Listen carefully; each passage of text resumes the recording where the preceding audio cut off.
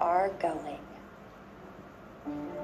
The history of this agency is marked with broken barriers, once viewed as impossible, with science fiction turned reality, with innovations that have spun industries all their own, and with demonstrations of peace for all humankind. We soar in the skies of our home planet. We maintain a human presence just outside of gravity, and we touch points all across the solar system and beyond. We're going back to the moon, and this is why. The moon is a treasure trove of science. It holds opportunities for us to make discoveries about our home planet, about our sun, and about our solar system. The wealth of knowledge to be gleaned from the moon will inspire a new generation of thought and action. Without fail, every major program and mission NASA has invested in has led to technologies and capabilities that have shaped our culture. The breakthroughs of the Artemis era will define our generation and the generations to follow. The tens of thousands of jobs associated with propelling us to the moon today are just the beginning of a lunar economy that will see hundreds of thousands of new jobs develop around the world. This is not an ambition of one entity or one country. The exploration of the moon is a shared effort, Woven together by a desire for the greater good. Why the moon? Because the missions of tomorrow will be sparked by the accomplishments of the Artemis generation today. because the ambition to go has already begun. And because Mars is calling. We need to learn what it takes to establish a community on another cosmic shore.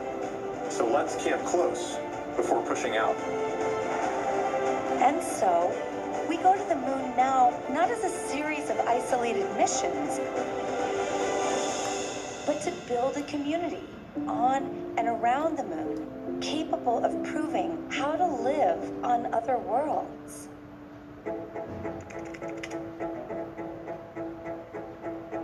We'll use the lessons from more than 50 years of peaceful exploration to send a new generation to the lunar surface to stay. We will anchor our efforts on the lunar South Pole to establish the Artemis Base Camp, positioning us for long-term science and exploration of the lunar surface. We will prove what it takes to assemble a complex ship in deep space. We will perfect descending down to and returning from a distant surface. We will learn how humans can survive and thrive in a partial gravity environment.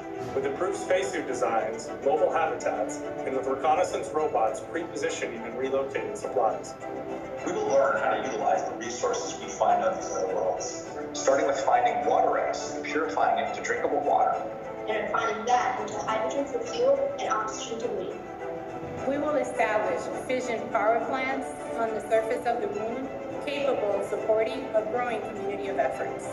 And we will expand the logistics supply chain to enable commercial and international partners to resupply and refuel deep space outposts. None of this is simple or easy, but nothing in our history ever has been. The Eagle has landed. We got a bunch of guys about to turn blue. We're breathing again. Thanks a lot. This kind of continuous lunar presence is a natural extension of all. And what we will accomplish there will ensure the monumental missions to Mars are within reach.